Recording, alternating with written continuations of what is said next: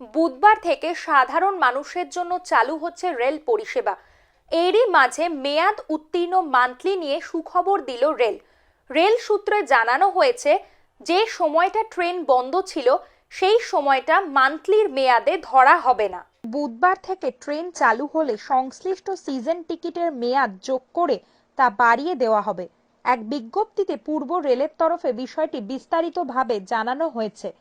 Rail জানিয়েছে, কারো season টিকিটের মেয়াদ ছিল 31শে মার্চ পর্যন্ত, অথচ 21 তারিখের পর তিনি ট্রেনে যাতায়াতের সুযোগ পাননি। সেক্ষেত্রে আগামী 11ই নভেম্বর থেকে ট্রেন চালু হলে পরবর্তী 10 দিন ওই মান্থলি দেখিয়েই যাতায়াত করতে পারবেন। অবশ্য রেলের যে কাউন্টার থেকে ওই টিকিট কাটা হয়েছিল সেখানে গিয়েই প্রয়োজনীয় সংশোধন করতে হবে।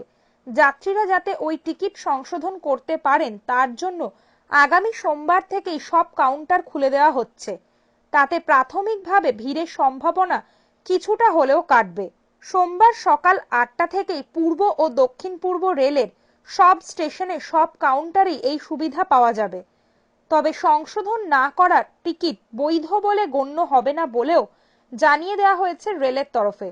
একই সঙ্গে রেল কর্তৃপক্ষ এটাও জানিয়ে দিয়েছেন যে আগামী 11 তারিখ মানে বুধবার থেকে মিলবে রোজকার টিকিটও। এর জন্য নতুন কোনো নিয়ম পালন করতে হবে না নিত্যযাত্রীদের।